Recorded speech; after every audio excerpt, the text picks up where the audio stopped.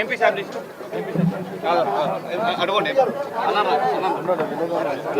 నవీన్ అన్న ముందుకు రండి ప్లీజ్. ముందు తీసుకోండి నవీన్ భాయ్ ముందుకు రండి.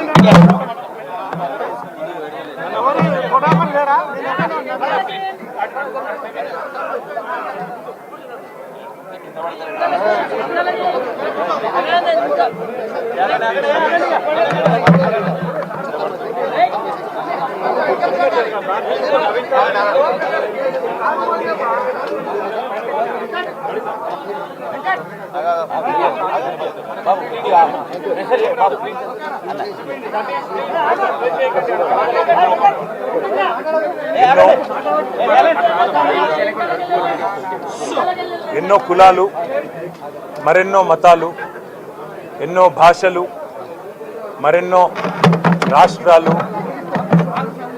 ఎన్నో రకాల వైవిధ్యాల అద్భుతమైన సమాహారమైన మన భారతదేశానికి స్వాతంత్రం లభించి ఇవాళ 78 సంవత్సరాల నిండి 79వ సంవత్సరంలో అడుగు పెడుతున్న శుభ సందర్భాన భారతీయులు ఎక్కడ ఉన్నా ప్రపంచంలో, మన తెలుగువారు భారతీయులు ప్రపంచవ్యాప్తంగా ఎక్కడ ఉన్నా వారందరికీ మా పార్టీ అధ్యక్షులు పెద్దలు కేసీఆర్ గారి తరఫున, అదేవిధంగా భారత రాష్ట్ర సమితి తరఫున అందరికీ కూడా హృదయపూర్వకంగా స్వాతంత్ర దినోత్సవ శుభాకాంక్షలు.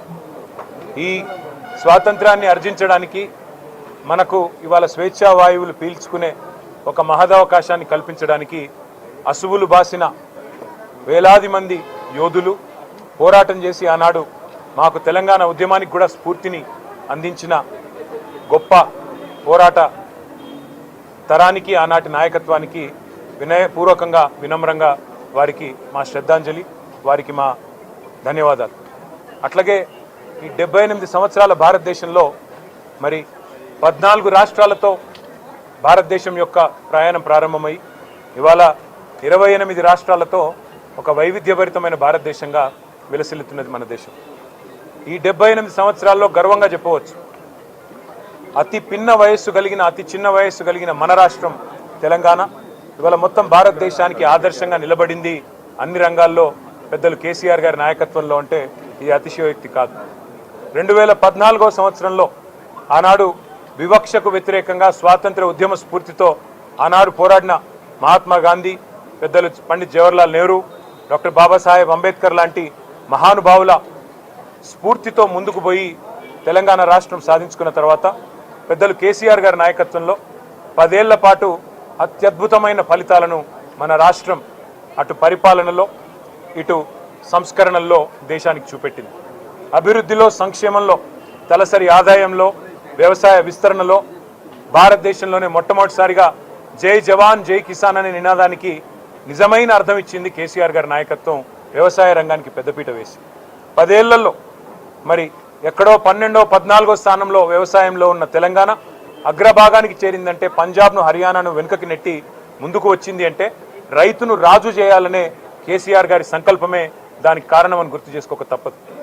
మరి అట్లాగే ఐటీ రంగం అయితేనేమి, పరిశ్రమలు అయితేనేమి, పట్టణాభివృద్ధి అయితేనేమి, పల్లె ప్రగతి అయితేనేమి, ఏ రంగం తీసుకున్నా, అదేవిధంగా పేదవారికి అందించే సంక్షేమ కార్యక్రమాలు అయితేనేమి, ఏ రంగం తీసుకున్నా 10 ఏళ్లలో నిజంగా చెప్పాలంటే భారతదేశంలోనే ఒక రాష్ట్రం ఒక ద్వీపస్తంభం లాగా, ఒక లైట్ హౌస్ మాదిరిగా మిగతా దేశానికి ఆదర్శంగా నిలబడ్డది. అది కేసీఆర్ గారి నాయకత్వంలో మన తెలంగాణ అని చెప్పడంలో ఎవరికి రెండో ఆలోచన కానీ రెండో అభిప్రాయం కానీ అవసరం లేదు. కానీ ఇవాళ 20 నెలల కాంగ్రెస్ పరిపాలన చూస్తూ ఉంటే మాత్రం బాధ కలుగుతూ ఉంది. ఇవాళ రైతును రాజు చేయాలనే కేసీఆర్ గారి తపన ఎక్కడో పోయింది. ఇవాళ రైతు, ఈరోజు మనం జై జవాన్ జై కిసాన్ అంటాం, కానీ ఇవాళ స్వాతంత్ర దినోత్సవం రోజు కూడా రైతులు యూరియా కోసం ఇవాళ చాంతాడంత లైన్లు కట్టి, ఏ ఊరికి ఆ ఊర్లు ఈరోజు సింగిల్ విండోల కాడ, ఎరువుల దుకాణాల కాడ లైన్లు కట్టి ఆ లైన్లలో చెప్పులు పెట్టి మళ్ళీ ఒకసారి ఆనాటి పాత రోజులు కాంగ్రెస్ పరిపాలనలో వచ్చిన పరిస్థితి కనబడతా ఉన్నది. దానికంటే కూడా బాధాకరం ఏమంటే, ఏ పరాయి పెత్తనం వద్దని మనం పోరాడి తెలంగాణను సాధించుకున్నామో. ఎందుకంటే స్వాతంత్రం అంటే కేవలం ఒక స్వతంత్రంగా అడ్మినిస్టర్ చేసుకునే అధికారమే కాదు, ఆత్మగౌరవంతో బతికే ఒక పరిస్థితి, ఆర్థిక స్వావలంబనతో బతికే ఒక పరిస్థితి. అట్లాంటి పరిస్థితిని కేసీఆర్ గారి నాయకత్వంలో మనం 2014లో తెలంగాణ సాధించుకోవడం ద్వారా మనం అర్జించుకుంటే ఈరోజు పూర్తి భిన్నంగా దానికి పరాయి వాళ్ళ పాలన పోయింది, ఢిల్లీ కిరాయి పాలన మొదలైంది అనే విధంగా ఢిల్లీ పార్టీల పెత్తనం మళ్ళీ ఒక్కసారి తెలంగాణ మీద నడుస్తూ ఉన్నది. ముఖ్యమంత్రి 51 సార్లు ఇప్పటికి ఢిల్లీ పోయి వచ్చారు కేవలం 20 నెలల్లో. అట్లాగే ప్రతి చిన్న పనికి కూడా ఢిల్లీ వైపే చూడాల్సిన పరిస్థితి. మళ్ళొక్కసారి ఢిల్లీ చేతుల్లో జుట్టు చిక్కిన తర్వాత తెలంగాణ తిరిగి ఒక్కసారి పరాయి వారి బానిసత్వంలోకి పోయి మళ్ళీ తిరిగి తన స్వాతంత్రాన్ని తన స్వేచ్ఛను కోల్పోతున్న పరిస్థితి ఇవాళ కనబడతా ఉంది. సంక్షేమంలో వెనుకబడ్డది, వ్యవసాయంలో వెనుకబడ్డది, ఐటీ పరిశ్రమలు తరలిపోతున్నాయి వేరే రాష్ట్రాలకి. దానికి 2 ఢిల్లీ పార్టీలు కూడా కారణం. ఒక కాంగ్రెసే కాదు, ఖచ్చితంగా బీజేపీ కూడా దానికి కారణం అని చెప్పక తప్పదు. అందుకే నేను తెలంగాణ ప్రజలకు చేసే విజ్ఞప్తి ఒకటే. పెద్దలు జయశంకర్ గారు ఒకసారి కాదు కొన్ని వేల సార్లు చెప్పారు, స్వీయ రాజకీయ అస్తిత్వమే తెలంగాణకు ఏనాటికైనా శ్రీరామ రక్ష. సాధించుకున్న స్వాతంత్రాన్ని కాపాడుకోవాలి, ఆ స్వతంత్రంగా బతికే తెలంగాణలో ఆత్మగౌరవంతో బతకాలి. ఆత్మగౌరవంతోనే కాదు పేదలు ఆర్థిక స్వావలంబన సాధించాలి అంటే ఖచ్చితంగా స్వీయ రాజకీయ అస్తిత్వ శక్తి అయిన బీఆర్ఎస్, దాని నాయకుడు కేసీఆర్ గారి నాయకత్వమే మన రాష్ట్రానికి శ్రీరామ రక్ష అనే మాటను మీ అందరికీ కూడా గుర్తు చేస్తూ మళ్ళీ ఒకసారి తెలంగాణ ప్రజలకు అదేవిధంగా మా సహచర భారతీయులందరికీ, సోదరులకి సోదరీమణులందరికీ ప్రపంచవ్యాప్తంగా ఎక్కడ ఉన్నా వారందరికీ కూడా స్వాతంత్ర దినోత్సవ శుభాకాంక్షలు.